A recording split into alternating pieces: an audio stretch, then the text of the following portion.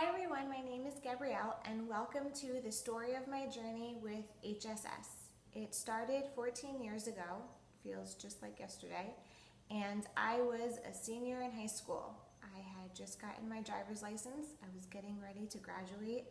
I was just accepted into one of my top college picks, getting ready for my senior ball, and was even asked out by one of the cutest football players on our team.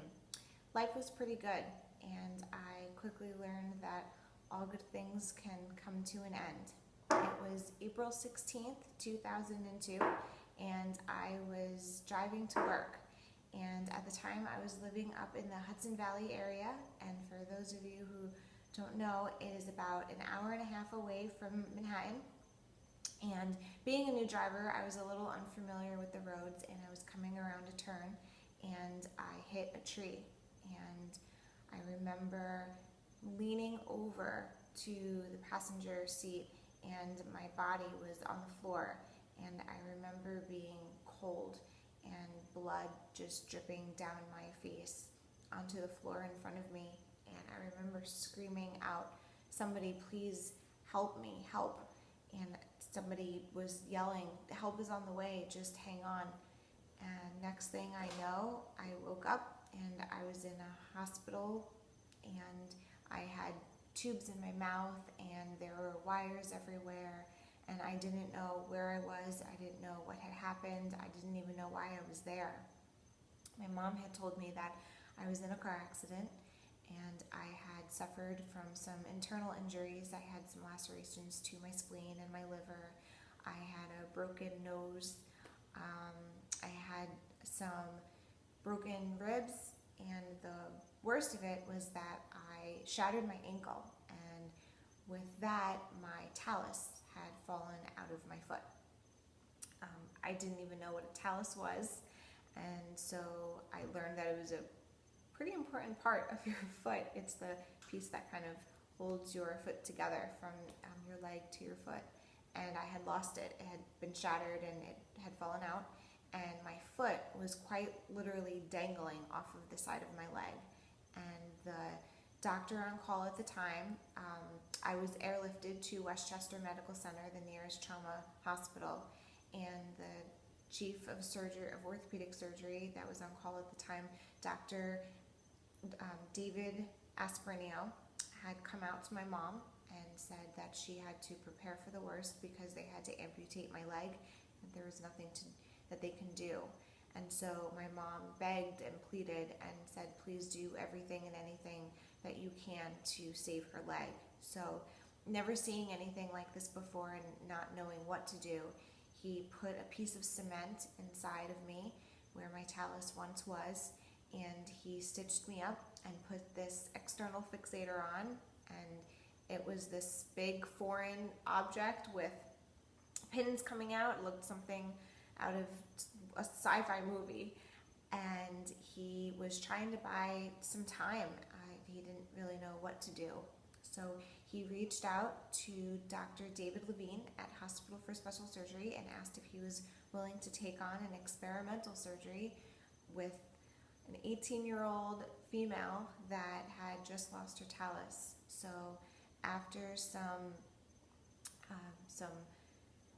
brain power and lots of thinking and constructing, they came up with the idea to construct my talus out of titanium. And what they did was they took the measurements from my left foot and constructed a piece of titanium and made my talus. And so 8 months later, in December, I call it my Christmas miracle, I went in at Hospital for Special Surgery and they implanted my talus. Fast forward 4 or 5 months later, almost a year to the day of my accident, and I was learning how to walk all over again with this piece of metal in my foot. It was a long journey. It was a long year. I learned a lot about myself. I learned patience and hardships and what it was like to struggle, and there was a lot of tears, but at the end I can definitely say that I am so much stronger because of it. Fast forward 14 years now, and I have since moved to the Sunshine State of Florida, and I have remained a patient of Dr. Levine. I've tried to establish myself with some doctors down here in Florida, and the truth is nobody would be willing to take me as their patient. Nobody has seen anything like this before, so nobody was really willing to help me, and they didn't know what to do, and because of liability reasons, they turned me away. So I've remained a patient of Dr. Levine's, and I frequently go up for visits, and recently I reached out and I said, the pain is just unbearable, and it's swollen every day, and it hurts, and it's hot, and it's tingling, and it's gotten to the point where I can't do this anymore. And so I was hoping, with all of the time that had lapsed, that there would be some medical advancements in technology and that I would have some options available to me. And so Dr. Levine had reached out to some of his colleagues, seeing if there was anything that had become available, and unfortunately, because in my situation, there wasn't. So the two options that I was given was amputation and ankle fusion.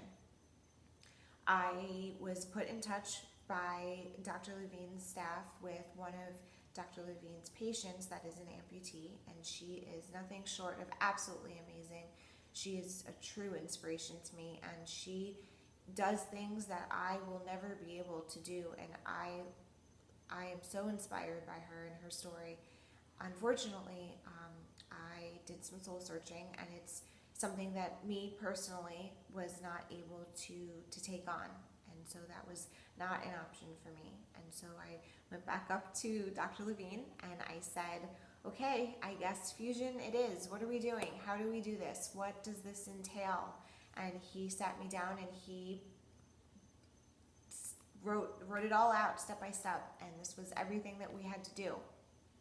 Because I have the spacer of the titanium talus in my ankle, I would be losing quite a bit of length when they take it out. When they do a typical ankle fusion, they fuse your tibia to your talus, and because I don't have a talus, it's a little bit of a different situation in my case. So I would be losing a lot of length in my legs. So he put me in touch with Dr. Robert Rosbrook at Hospital for Special Surgery as well, and I met with him and his wonderful staff, and he explained everything, and he explained what it is that he had to do and why, and the procedure and the length of recovery and everything from A to Z, and he's been great. It is a week and 2 days that I am scheduled for my surgery, and I am pretty much all ready to go. Physically, I'm ready to go. Mentally, I don't think I am. I've had a couple of emotional breakdowns lately, a lot of tears. I try and keep very busy to just kind of put this in the back of my head until I have to face it. I've gone shopping, and that's been a little bit of a struggle. I can't seem to find pants that will fit over this external fixator, and I don't know if anybody remembers the snap pants that existed back 10 years ago, the Adidas snap pants. Well, they don't exist anymore unless you want skinny pants, and I don't want skinny pants. So I even reached out to, it's crazy, but the HR over at the Adidas Corporation, head of Adidas, and I said, do you still make those snap pants that existed 10 years ago, or do you have them in archives somewhere? And the lady made it sound like I was nuts, and she said, no, the only ones that are available are the skinny pants. So that was not an option. So I've been very busy trying to look for pants and cute outfits, and I'm going to start getting ready to pack soon, so that'll be good. I downloaded some movies on my iPad, so ready or not, here I come. I am so excited to be sharing this story with you and my journey, and I hope that you guys tune in next week to see. I will be up in New York getting ready for my surgery, so come follow me, and here I go. Ready or not, right? So I look forward to seeing you guys again, and I'll talk to you soon. Check back. Bye.